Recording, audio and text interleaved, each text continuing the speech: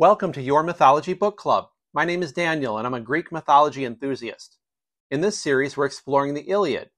And in this episode, we'll cover all of Book 19. But first, a brief recap of Book 18 to set the stage.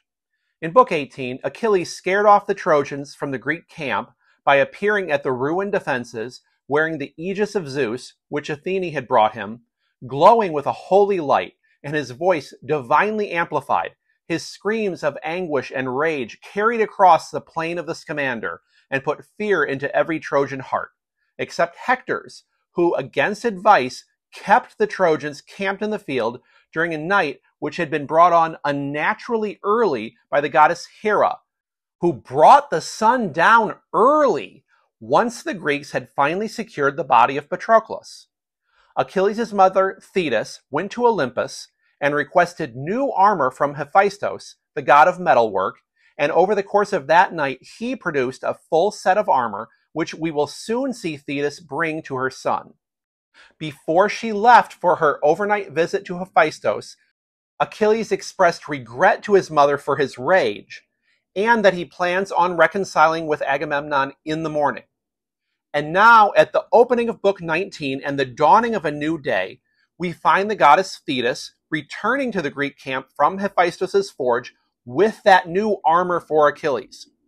Achilles and the Myrmidons are still surrounding the body of Patroclus, still loudly lamenting him. Thetis takes her son by the hand and says, "My child, him who lieth here we must let be, for all our pain, for by the will of gods from the beginning was he brought low. But thou take from Hephaestus arms of pride, arms passing goodly, such as no man on his shoulders yet hath borne." And with that, Thetis lays down the shining armor for Achilles to behold, the shield with its intricate and beautiful images depicting the whole of creation, a corselet to protect his body, a helmet, and greaves for his shins. The reaction of the Myrmidons was immediate, and awe fell on all the Myrmidons, nor dared any to gaze thereon, for they were awe-stricken. But when Achilles looked thereon, then came fury upon him the more, and his eyes blazed terribly forth, as it were a flame beneath their lids. Glad was he as he held in his arms that splendid gift of a god. But when he had satisfied his soul in gazing on the glory of the arms, straightway to his mother spake he winged words. "My mother, the arms the god has given are such as it beseemeth that the work of a mortal should be, and that no mortal man should have wrought.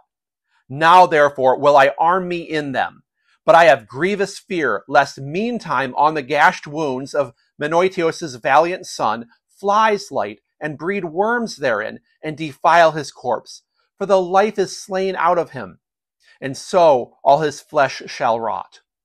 Now, as Thetis is a goddess, protecting the body of Patroclus against flies and decay is easy for her, and she responds to him, "Child, have no care for this within thy mind.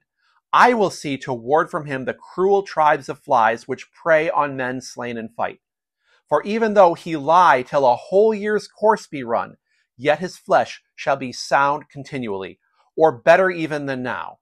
But call thou the Achaean warriors to the place of assembly, and unsay thy wrath against Agamemnon, shepherd of the host, and then arm swiftly for battle, and clothe thee with thy strength." Satisfied, Achilles goes in search of the leaders of the Greeks. He finds Diomedes and Odysseus, still wounded and limping both, and still using their spears as crutches. The other Greek leaders gradually assemble as well, with Agamemnon coming last of all. Once they're all gathered, Achilles stands in their midst and speaks. "Son of Atreus, verily better it had been on this wise for both thee and me, what time with grief at our hearts we waxed fierce in soul-devouring strife for the sake of a girl. Would that Artemis had slain her with her arrow at the ships, on the day whereon I took her to me, when I had spoiled Lyrnessos. So should not then so many Achaeans have bitten the wide earth beneath their enemies' hands, by reason of my exceeding wrath. It hath been well for Hector and the Trojans, but the Achaeans, I think, shall long remember the strife that was betwixt thee and me. But bygones we will let be, for all our pain, and curb under necessity the spirit within our breasts. I now will stay my anger. It beseems me not implacably for ever to be wroth. But come, rouse speedily to the fight the flowing-haired Achaeans, that I may go forth against the men of Troy, and put them yet again to the proof, if they be fain to couch hard by the ships. Methinks that some among them shall be glad to rest their knees when they are fled out of the fierceness of the battle, and from before our spear. So, not a great start for an apology. Here are my critiques, Achilles. First off, suggesting that it would have been better if Artemis had just killed Briseis, so she would have been around to be the object of strife between you and Agamemnon. Come on, Achilles. She was a captive woman that you took captive. Maybe don't take women captive, then you won't get into fights with other men who take those captive women away from you. No need for divine intervention at all. Just don't be awful to other humans to start with. That being said, with the dire straits the Greeks have been in without Achilles, I think your apology will be accepted. And here's what Agamemnon says in response. O Danaan friends and heroes, men of Ares' company, seemly is it to listen to him who standeth up to speak, nor behoveth it to break in upon his words, even toward a skilled man that were hard. For amid the uproar of many men, how should one listen or yet speak? Even the clearest voiced speech is marred. To the son of Peleus I will declare myself, but ye other Argives give heed, and each mark well my word. Oft have the Achaeans spoken thus to me, and upbraided me. But it is not I who am the cause, but Zeus, and Destiny, and Erinnys, that walked in the darkness, who put into my soul fierce madness on the day when, in the assembly, even I, bereft Achilles of his meed. What could I do? It is God who accomplishes it. Eldest daughter of Zeus is Ate, who blindeth all, a power of bane. Delicate are her feet, for not upon earth she goeth, but walketh over the heads of men, making men to fall, and entangleth this one or that. Yea, even Zeus was blinded upon a time, he who they say is greatest among gods and men. Yet even him Hera with female wile deceived, on the day when Alcmene in fair-crowned Thebes was to bring forth the strength of Heracles. For then proclaimed he solemnly among all the gods, Hear me, ye all, both gods and goddesses, while I utter the counsel of my soul within my heart. This day shall Elathia, the help of travailing women, bring to the light a man who shall be lord over all that dwell round about, among the race of men who are sprung of me by blood. And to him in subtlety Queen Hera spake, Thou wilt play the cheat, and not accomplish thy word. Come now, Olympian, swear me a firm oath that verily and indeed shall that man be lord over all that dwell round about, who shall this day fall between a woman's feet, even he among all men who are of the lineage of thy blood. So spake she, and Zeus no wise perceived her subtlety, but sware a mighty oath, and therewith he was sore blinded. For Hera darted from Olympus's peak, and came swiftly to Achaean Argos, where she knew that the stately wife of Sthenelus, son of Perseus, who was also great with child, and her 7th month was come. Her son Hera brought to the light, though his tale of months was untold, but she stayed Alcmene's bearing and kept the Elathia from her aid. Then she brought the tidings herself, and to Cronos' son Zeus she spake, Father Zeus of the bright lightning, a word I will speak to thee for thy heed. Today is born a man of valor, who shall rule among the Argives, Eurystheus, son of Sthenelus, the son of Perseus, of thy lineage. Not unmeet is it that he be lord among Argives.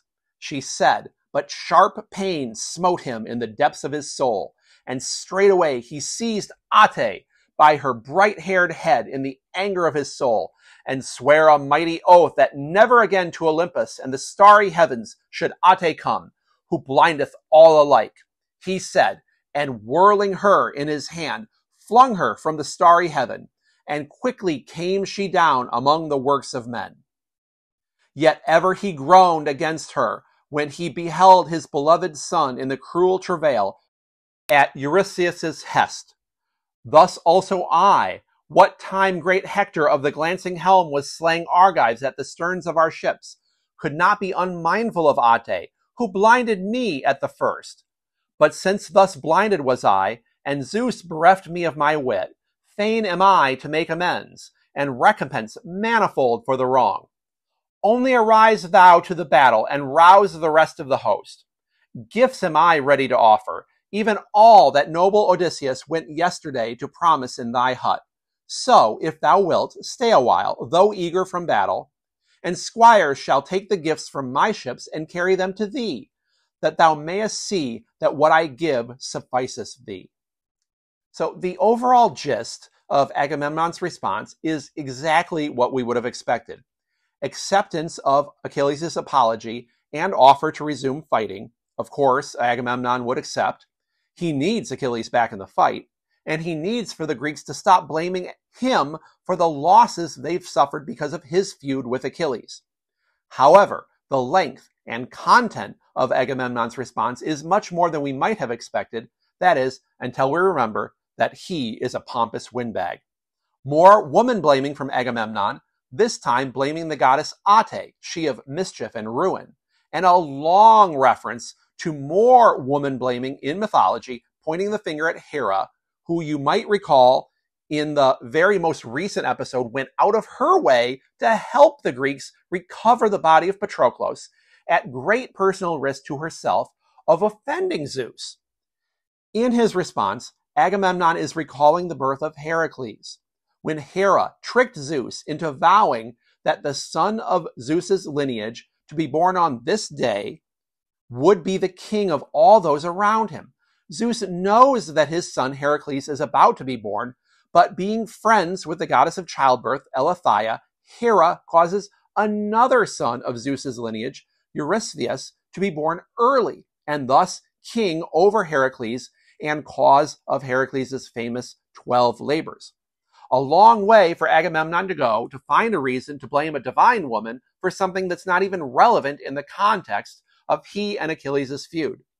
Anyway, Agamemnon ends with an offer of treasures in recompense to Achilles, referencing when he sent Odysseus as one of the group of men who took part in what's called the embassy to Achilles episode, which was back in Book 9. Oddly enough, Agamemnon says that the embassy took place yesterday. I couldn't quite get my head around it having been just yesterday, as that was Book 9, and here we are in Book 19, so very much has happened since then. So I went on a little digression to understand whether Agamemnon's understanding of the dates is off here, or if mine is. Now, there are traditionally a few different ways of calculating dates in the Iliad, as in how many days pass between various events within the story. I'll link to the two that I use in the show notes. And both of them do indeed put the embassy as being 2 days before the current date in the way we look at days now, which is itself kind of surprising that it's only been 2, but we've had a long string of really action-packed books in between. A lot has happened during each day. Now, in comparing different translations of the Iliad, we find that Peter Green has Agamemnon here simply saying that the embassy was earlier, while Lattimore, like our public domain version, which I read on the podcast, which is the Langleaf and Myers, these both use the word yesterday. Now, not every culture counts their days as starting at midnight as we do now. That's imprecise and impossible to define clearly in a world without clocks, while sunrise or sunset can be observed by anyone and are very exact. A number of ancient Mediterranean cultures used sunset as their definition of when a day begins, and some continue to do so, at least for religious purposes, to this day. Now, I couldn't find anything that explicitly states the ancient Greeks also used sunset to define their day. However, it's not unreasonable to think that they did. I've placed a link in the show notes to an Encyclopedia Britannica article attesting to ancient Babylonian and Hebrew peoples using sunset to define their days. So the embassy likely had happened just yesterday from Agamemnon's perspective, if he had indeed been counting days as starting at sunset. If that's the case, then it really would have been yesterday, and that the embassy took place at night. And as there's only been one sunset, last night's sunset, since the embassy, then he'd see it as having taken place yesterday. Okay, digression over.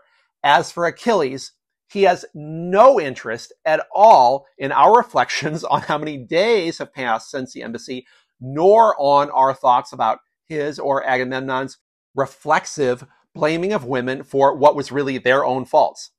As for the offer of gifts, Achilles is, at best, lukewarm. What he really wants is to fight, saying, "Most noble son of Atreus, Agamemnon, king of men, for the gifts, to give them as it beseemeth, if thou so wilt, or to withhold, is in thy choice. But now let us bethink us of battle with all speed. This is no time to dally here with subtleties, for a great work is yet undone.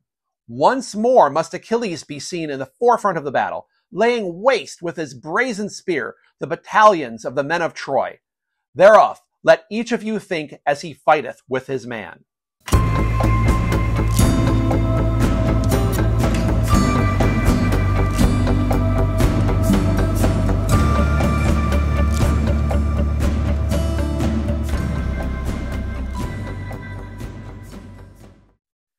After Achilles has deferred receiving Agamemnon's gift, preferring to get right into battle and avenge Patroclus, Odysseus speaks up, and wow, I've really missed him. We haven't heard much of anything from him in a long time. "Nay yet, for all thy valor, godlike Achilles, not against Ilios lead thou the sons of the Achaeans fasting to fight the men of Troy, since not of short spell shall the battle be, when once the ranks of men are met, and God shall breathe valor into both. But bid the Achaeans taste at the swift ships food and wine, for thence is vigor and might. For no man fasting from food shall be able to fight with the foe all day till the going down of the sun. For though his spirit be eager for battle, yet his limbs unaware grow weary, and thirst besetteth him, and hunger, and his knees in his going fail. But the man who, having his fill of food and wine, fighteth thus all day against the enemy, his heart is of good cheer within him, nor anywise tire his limbs, ere all give back from the battle. So come, disperse the host, and bid them make ready their meal. And the gifts let Agamemnon, king of men, bring forth into the midst of the assembly, that all Achaeans may behold them with their eyes, and thou be glad at heart. And let him swear to thee an oath, standing in the midst of the Argives, that he hath never gone up into the damsel's bed, or lain with her, O prince, as is the wont of man with woman. And let thine own spirit be placable within thy breast. Then let him make thee a rich feast of reconcilement in his hut, that thou have nothing lacking of thy right. And thou, son of Atreus, toward others also shalt be more righteous hereafter. For no shame it is that a man that is king should make amends if he have been the first to deal violently. Practical as always, Odysseus is looking to not only ensure that the feud is ended formally, but he also wants to make sure that the army gets to eat. Odysseus is reminding of Achilles of their humanity, of their basic needs. Achilles is ready to run off and die valiantly, and maybe the others are ready to die in the war as well. But for everyone but Achilles, it's not their plan to die. The rest of them still retain hope of surviving this war. And maybe he's a little wary of this feud reigniting, because Odysseus really wants Achilles to go through the formalities of a true reconciliation, with the public offering of gifts on the part of Agamemnon and the public acceptance of the gifts by Achilles. And Agamemnon readily agrees with Odysseus, saying, "Son of Laertes, I rejoice to listen to thy speech, for rightfully hast thou told over all. And the oath I am willing to swear, yea, my heart biddeth it, nor will I forswear myself before God.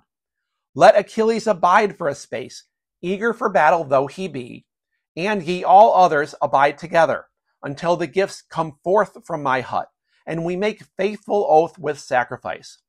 But this thyself I charge thus and bid.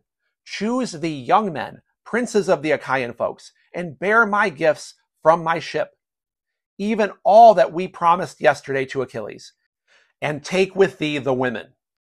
And let Talthybios speedily make me ready a boar swine in the midst of the wide Achaean host, to sacrifice to Zeus and to the sun.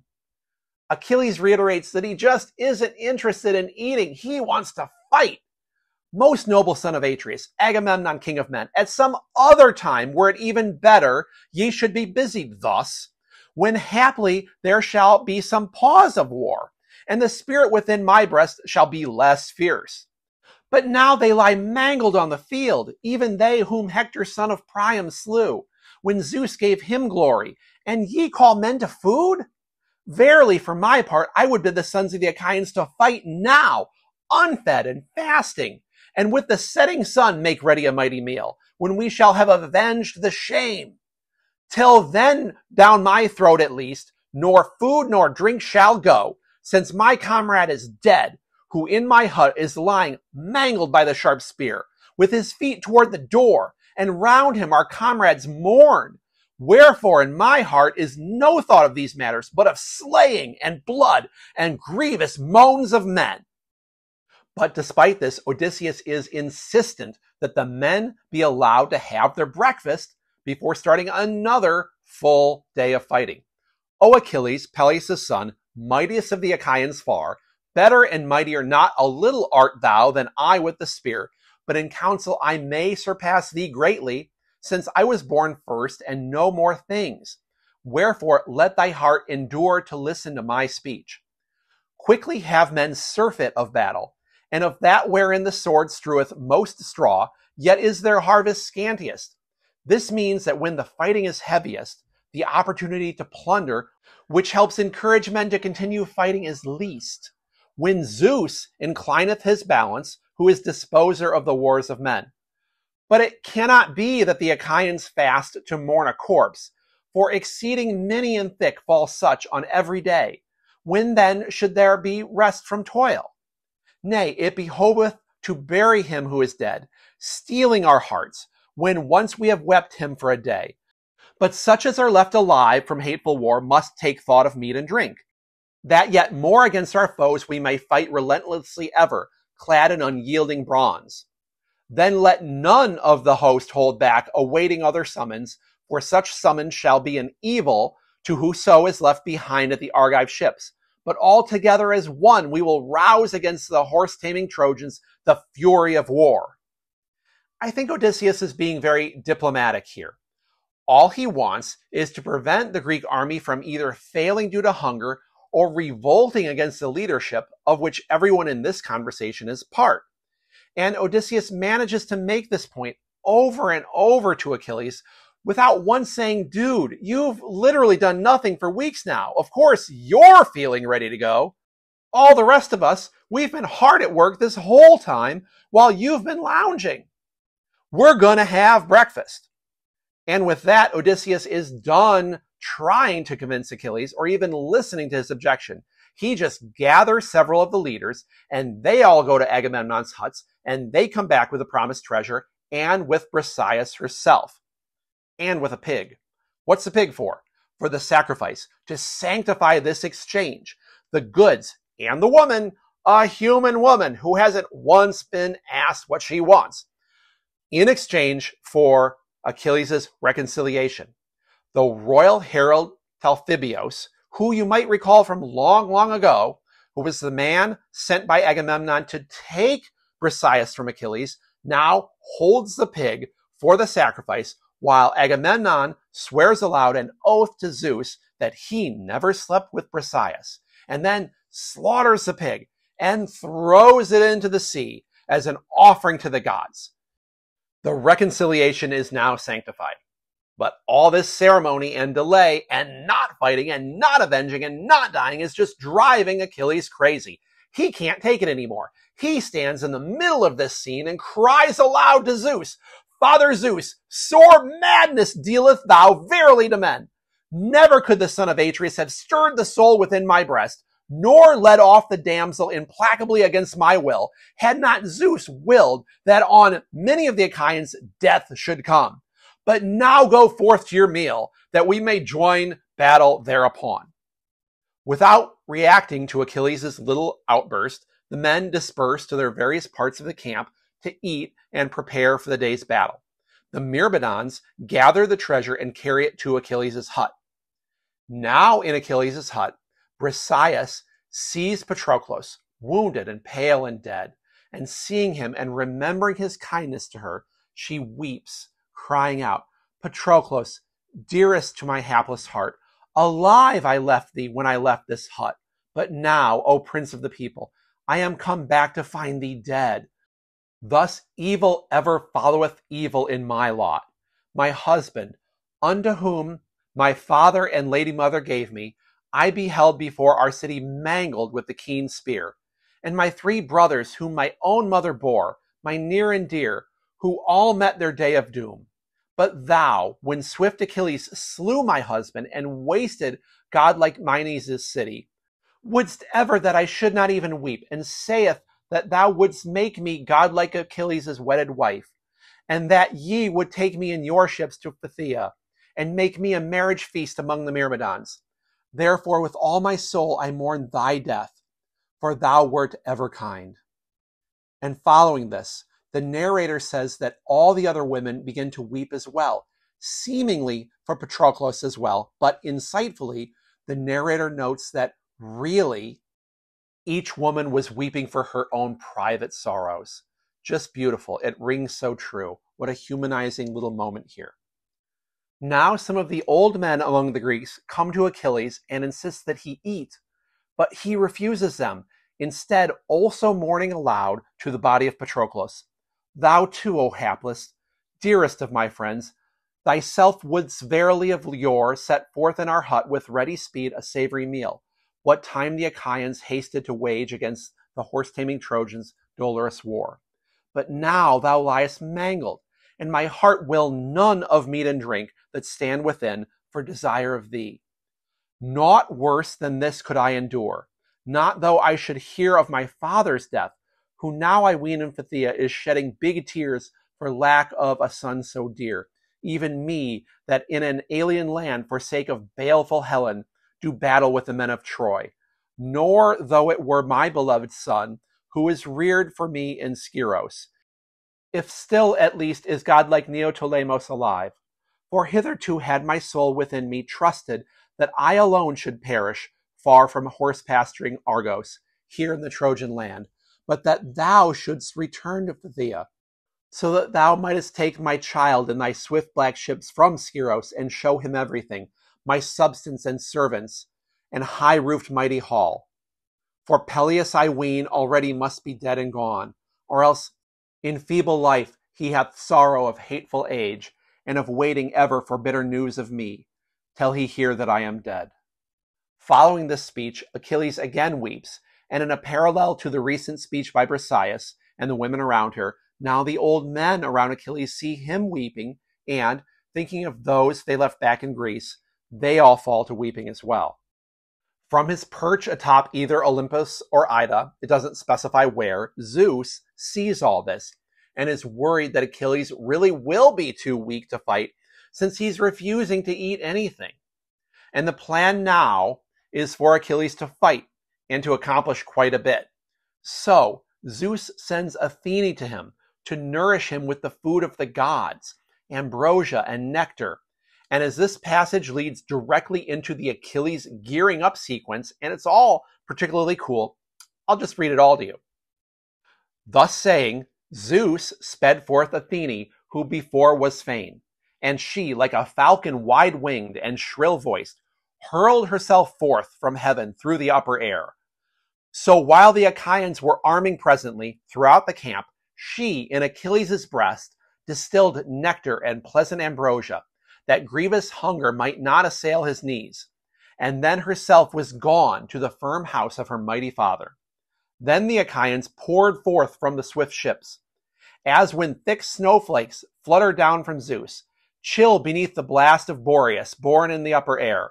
So thick from the ships streamed forth bright glittering helms and bossy shields, strong-plated cuirasses and ashen spears. And the sheen thereof went up to heaven, and all the earth around laughed in the flash of bronze.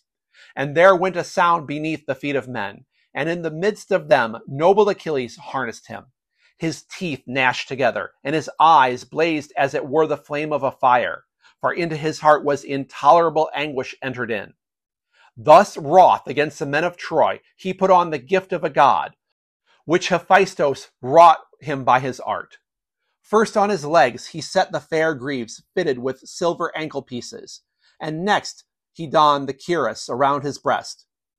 Then round his shoulders he slung the bronze sword, silver-studded. Then lastly he took the great and strong shield, and its brightness shone afar off as the moon's. And he lifted the stout helmet and set it on his head, and like a star it shone, the horsehair crested helmet, and around it waved plumes of gold that Hephaestus had set thick about the crown. But the gearing up scene continues. Achilles is wearing his bright, brand new armor, but now he needs a weapon, and fortunately he still has his father's spear, the famous Pelian ash, left here by Patroclus because it was simply too heavy for him to carry. Its name, Pelian, because it was made on Mount Pelion by the centaur Chiron, and ash because it was made of ash wood. Now Achilles goes to mount his chariot with his squires Automedon and Alcimos. Remember the immortal horses, Xanthos and Balios? We're about to see them once more. Automedon and Alcimos went about to yoke the horses, and put on them fair breast straps and bits within their jaws, and stretched the reins behind to the firm-built chariot. Then Automedon took the bright lash, fitted to his hand, and sprang up behind the horses, and after him mounted Achilles armed, effulgent in his armor like bright-lit Hyperion. And terribly he called upon the horses of his sire, Xanthos and Balios, famed children of Podarge. In other sort take heed to bring your charioteer safe back to the Danaan host, when we have done with battle, and leave him not as ye left Patroclus to lie there dead. Achilles lands this insult against Xanthos and Balios, whether in anger or just being facetious. He maybe forgets that these are divine horses, intelligent and willful, who would not bear such an insult. Yet even if he had been mindful of the intelligence and dignity of these animals, Achilles could not have expected what happened next. Hera temporarily imbues Xanthos with the power of speech, who responds to Achilles' insult with a chilling prophecy. Yea, verily, for this hour, dread Achilles, we will still bear thee safe. Yet is thy death day nigh at hand. Neither shall we be cause thereof, but a mighty God and forceful fate. For not through sloth or heedlessness of ours did the men of Troy from Patroclus' shoulder strip his arms, but the best of the gods, whom bright-haired Leto bore, slew him in the forefront of battle, and to Hector gave renown. We even with the wind of Zephyr, swiftest they say of all winds, well might run. Natheless to thee thyself it is appointed to be slain in fight by a god and by a man. I suspect it was a moment of forgetful exuberance that had led Achilles to speak insultingly to the horses, but he seems hurt when he responds to Xanthos. Xanthos, why prophesiest thou my death? Nowise behoveth thee. Well know I of myself that it is appointed me to perish here, far from my father dear and mother, howbeit anywise I will not refrain till I give the Trojans surfeit of war. And with that, Book 19 ends, a short book, after quite a few relatively lengthy books. Come back next time when we'll cover Book 20, which begins the last sequence of battle books, and we will finally begin to witness the absolute madness of Achilles in battle. Till next time, this has been Daniel with Your Mythology Book Club. Thanks for listening.